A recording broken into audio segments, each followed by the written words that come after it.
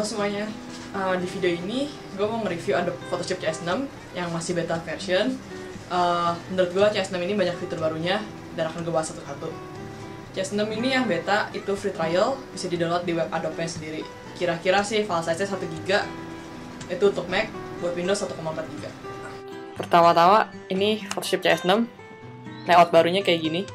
Kalau yang biasanya pakai Mac pasti tahu CS5 atau Photoshop sebelumnya itu belakangnya transparan, nggak hitam begini.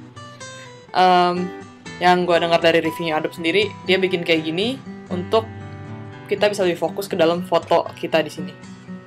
Background ini bisa diubah warnanya.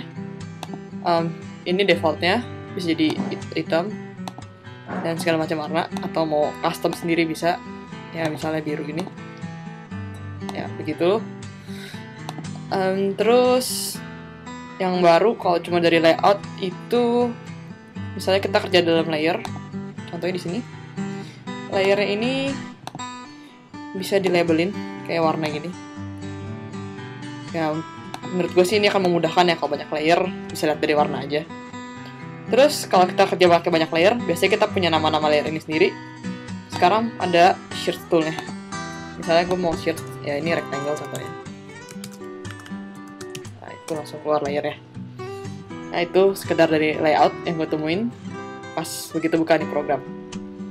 Berikutnya yang menurut gue ini salah satu tool yang hebat banget di CS6, itu ada iris blur.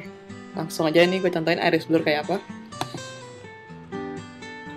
Basically iris blur ini bakal bikin blur seperti lensa dengan aperture besar.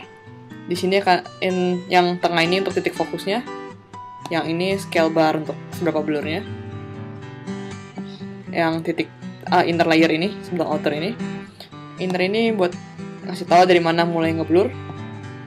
Outer untuk kayak bentuk blurnya, bisa jadi lebih lonjong atau lebih kotak kayak gini. Ini langsung coba gue contohin apply. Gue bikin fokusnya sekarang di baku ini kayak gini. Blurnya kira-kira segini lah.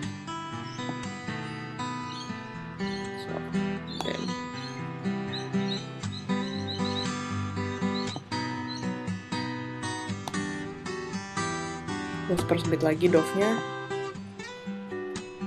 Oke, dan langsung oke aja.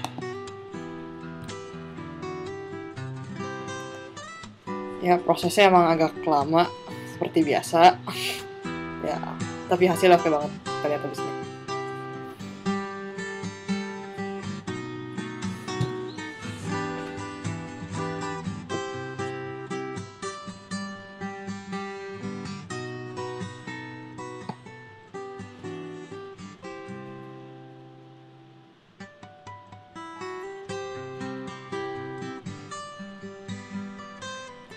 Anyway, biasanya nggak segini lama blurnya. Kalau gue bilang ini lama karena jalanin program buat screen recorder juga lumayan berat buat komputernya. Nah, kita lihat ini blurnya bertahap gitu, kayak lensa, nggak kayak kalau kita selection terus ngeblur. Dimana kalau selection langsung ngeblur, itu kelihatan banget blurnya bohongan. Kalau gini kan lebih step by step ngeblurnya, seperti yang bisa dilakuin dengan lensa dengan aperture besar. Fitur kedua, tilt and blur. Sorry, maksud gue tilt and shift blur. Itu basically kayak yang bisa bikin miniatur efek kayak gitu. Langsung aja sama di bagian blur tool ini, tengahnya titik fokus, ini brush size, blur size-nya maksudnya. Terus yang inner layer ini dimana mulai ngeblur, outer itu dimana mulai ngeblur yang lebih gimana ya, lebih ngeblur lagi gitu. So kalau tilt and shift, yang inner layer di sini dia akan tetap in focus gitu. Jadi ada satu bidang yang tetap fokus, karena seperti konsep lensa tilt and shift. Langsung gue contohin. Di foto ini gue akan bikin di batu ini yang ada anaknya ini tetap fokus, dimana yang lain ngeblur. Terus foto ini gue bikin miring. Oke, segini kira-kira. Mulai di kepala anaknya ngeblur. Terus karena ini tilt and shift, distortionnya juga bisa diatur. Langsung lihat kelihatan ya efeknya. Dimana kalau distortionnya gue naikin, ini bakal ada kayak efek lebih ketarik ke arah luar kayak gitu. Dan ini bisa kita lihat di bagian yang tengah, di antara dua garis ini dia tetap fokus. Jadi inilah bidang yang akan tetap fokus gitu. Langsung di-okein aja biar kelihatan efeknya.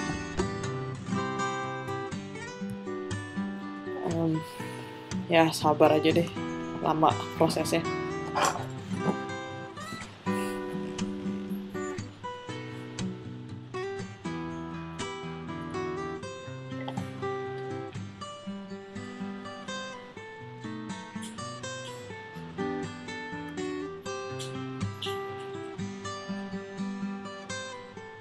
Nah ini kelihatan di bidang segini tetap fokus, terus langsung ada bidang yang kayak ngeblur di sini sama di sini. Sama kayak efek kita pakai tilt and shift dengan aperture yang besar. Fitur berikutnya dari content aware fill, sekarang ada content aware path tool. Kalau misalnya di foto ini, gue mau ngelain ini biar sama kayak yang ada di sini ini. Kalau langsung di content aware, jadinya tuh kayak gini. Content aware. Jadinya malah dia ikutin keramik sininya. Nah, kalau pengen dapetin kayak gini, sekarang udah ada tool barunya. Balikin lagi ke selection. Itu ada path tool di sini.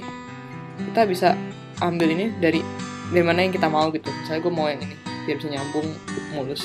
Tinggal klik dan Photoshop-nya bakal proses sendiri. Kelihatan kan nyambungnya mulus gitu. Ya. Next tool, content aware movement tool. Basically move tool ini bisa mindahin satu objek di foto ke tempat lain. Contohnya nih, ini udah gue seleksi yang ini. Sekarang ini content aware movement tool, tuh move tool. Misalnya yang ini mau gue pindahin ke sini. Ke depan, tinggal klik dan dia bakal pindah.